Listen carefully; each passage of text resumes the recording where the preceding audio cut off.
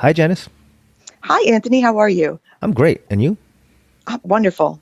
Ready to talk about 6 reasons why your higher offer won't win the house? I am. All right. This one comes from Realtor.com and is written by our friend Wendy Helfenbaum. Thank you, Wendy. This is a nice little piece about why, you know, you know the saying, money isn't everything. Yeah. This is kind of Right. goes Right. about, this is kind of along those lines. So, why don't you take us down to 6 reasons why your higher offer won't win the house, and we can talk about them. Absolutely. Because you think when you're going into this, you make this big offer that looks so wonderful, but sometimes it doesn't work out. So Wendy says, number one, you're not flexible with the timeline. So that's pretty big because if you have let's say somebody that wants to move out on a certain timeline, but you are steadfast in that you need to move in 30 days before that, that could be a pretty big deal breaker. Sure. I mean, timing is a big part of this. People have kids in schools, or maybe they're changing jobs, and who wants to carry a double mortgage or a double housing cost if they don't have to? If they can get a similar deal, so even though your offer might be bigger, mathematically for them, it might actually be a loss because they have to eat a double mortgage based on the timing, right? Does that make sense? True. Yeah, absolutely. I didn't think of that. So that might just be straight up numbers as well, right? Right. But just for different reasons. Yeah. So what do you suggest? Just maybe going in a little bit more flexible with the timeline? Well, it depends I on your guess. needs as well. If you don't have the Yeah. flexibility, sometimes it's just not the right match. Right, right. So number two, you don't have your paperwork squared away. So I like to share a story. I have a dear friend who put her house on the market just a few weeks ago. She put it on the market 9 a.m. At 5 p.m., she had an offer in hand, signed, done. I have never seen anything like it. It was amazing. I was all over, Facebook of congratulations. Few hours, done, sold. And it came in higher than asking. It was a beautiful offer. Fast forward, they have, I don't know, you might know, they have a few days where they can actually sit on it just in case and pull out without any repercussions. Mm-hmm. 1 hour before the end of that timeline for the repercussions, they pulled out. They didn't have their paperwork squared away. They were expecting to get a couple $10,000 from a family member and it fell through. Mm. They didn't actually have it in hand. So they had taken that house off the market for a whole week, had to start all the way over. So get your act together before you do it. So I write a little bit about this in my book, How to Buy Your Perfect First Home, available on Amazon. Check it out. And if you want to be a good buyer, if you want to be an attractive buyer, the kind of buyer every seller sort of pays more attention to, you want to have your paperwork ready. And the reason for that is, Janice, your story is a great example. It's called closability, right? Right. I can give you $1 million offer on a $100,000 home, but if the chances that I'm actually going to consummate the deal is close to zero, then that offer is, kind of worthless. Worth the paper it's written on. You know, it's, I totally agree with you. So, and it's, I don't know, call me crazy, kind of common courtesy. If you're coming in with such an offer, you should have your ducks in a row. I don't know, just me. But definitely have your... Yeah. So, I mean, just to quickly run down the elements of what it means to have your paperwork squared away. I mean, proof of funds in New York is a big thing to show that you actually have the down payment you say you have. And that might be the last two months bank statements showing the money sitting there, as well as, of course, your pre-approval for the mortgage at the amount that you're making your offer at. And in New York, at least, for the building, approved for the building that you might be putting your offer in on. Right. So, like you said, have your ducks in a row. Number three, how about you're asking for too many contingencies and concessions? So you're in a bidding war or you're coming strong, but you have lots of, like I said, concessions. For example, negotiating a really big, for seller to pay off all the closing costs, or, it's when you come in with too much stuff, it's really, you want to have a nice, clean offer. Can you explain a little more of what that means? I'll give an example from my experience. Mine is a little reversed, but it kind of is the same principles. Hannah, my wife, and I were looking to buy an investment property, and we found a unit that we liked. Everything was good, and we had an offer. We put down an offer that the sellers were willing to accept. And right before the contracts went to the lawyers, they sort of casually, like almost like as an aside, said, "Oh, by the way, we won't be ready to move for a few months post closing, so we're just going to stay." And the funny part is they didn't even offer to a rent that they would pay during those few months. They were just going to kind of hang out in our apartment for a few more months. That was one of their conditions.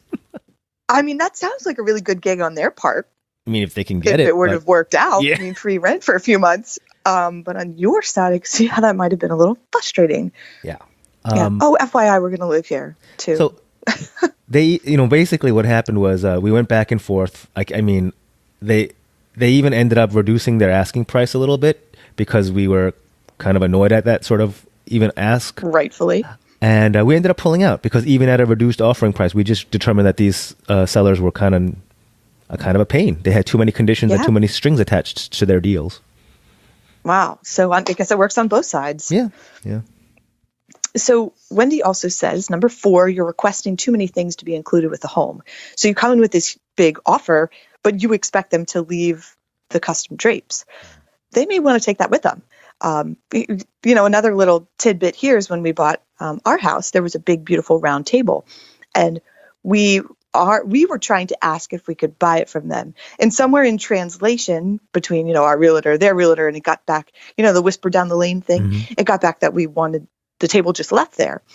So it was lost in translation that we wanted to buy. It wasn't until we were sitting at the at closing and I mentioned, I'm sorry, it didn't work out for us to buy the table. And they went, wait, what? You wanted to buy it? They thought it was part of the thing, but I could see how that might make them feel a little bit like, wait a minute, that's our table.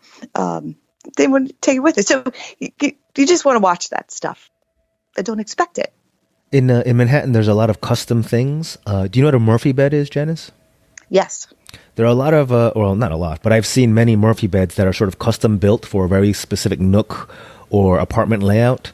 So, when it's custom built, it's kind of for that apartment, so there's no harm in asking. Yeah, okay. But like you said, just hammer out the details. Don't, like your story, don't let it slip through the cracks that you're just asking for it.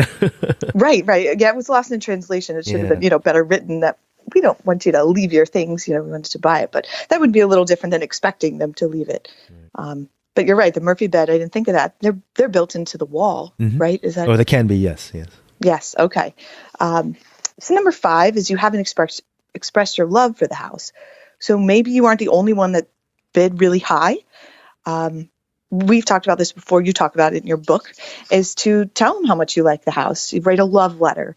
You have a great story about your friend who brought his little boy, and they happen to fall in love with the little boy. But, you want to also be that family, not just a piece of paper or a big number. Yeah, just remember, sellers have often lived in these homes. This has been their home for years. They raised their kids, sent their kids off to college, maybe enjoyed a few years of empty nesting. And they've really experienced maybe a big chunk of their lives here. It's not just a dollars and cents transaction. A lot of people have invested their souls, I don't know how else to put it, into these properties. Yeah, you're and right. They want to make sure that it's also a right fit, another growing family who can share that experience that they enjoyed. Yeah, absolutely. It's a feel good. That's your home. You were there for ever, and you are attached to it, whether you want to, say it or not. But you're attached to it. Right. And so number the point, 6. The point of that, in terms of the love letter or expression of your love, is to, as a buyer, to make it clear to the seller that, yes, we are a family that would sort of fit that mold and sort of enjoy and make the best use of your home the same way you and your family did. Yeah. Absolutely. So number 6, she finishes up, Wendy, with you gave up on your offer after it was initially refused. So there could be quite a few different bids.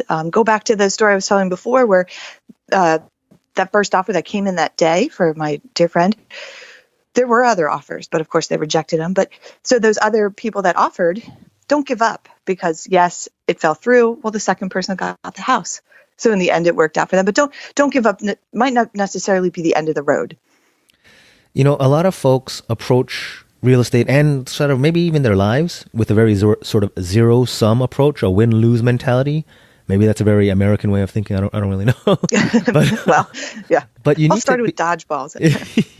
Be a little bit more flexible. It's not always on and off or 0 or 1. So, for example, when we did end up actually buying a investment property, the property we ended up with, we came in with an offer that we thought was fair based on our understanding of the market, and it was well below the asking price. Okay. And the sellers, it wasn't insultingly low. We did our research, Right. but it was below market. Yeah. Reasonably from the market. So the sellers declined, but we didn't say, fine, you said no, then, to heck with you, then how dare you reject our... They're a temper tantrum. No, but rather we said, okay, we understand. This is where we see the value at, but I understand why you didn't accept. But we're around. We're not in a rush, so why don't you continue showing the market, and if you want to come back to us, we'll be here. Kind of left it nice and open like that, very polite. Yes. And what happened was the seller ended up going into contract with 2 other buyers at higher prices, but both of those deals fell through, probably for reasons that we talked about before. They didn't have those buyers didn't have their paperwork, or they asked for too many contingencies. I don't really know, but for whatever reason, those other deals fell through. And a couple of months later, lo and behold, they came back to us at our price, and we closed the deal. Because, like you said, you didn't give up, and you were nice about it with the turnaround. And that's a great story. Okay, I think that's it. Was that all 6, Janice? It is all 6. Yes. When I like the way she laid that out of, maybe coming in with all that money, because there's other things to think about. Yeah, it's a great reminder to buyers that the purchase price is just one of many factors that sellers will be taking into account. So just have a holistic view of making your offer the best possible offer. Perfect. Cool. All right. Thank you, Realtor.com. Thank you, Wendy. And thank you too, of course, Janice. No problem. We'll talk soon. Talk to you soon. Bye now.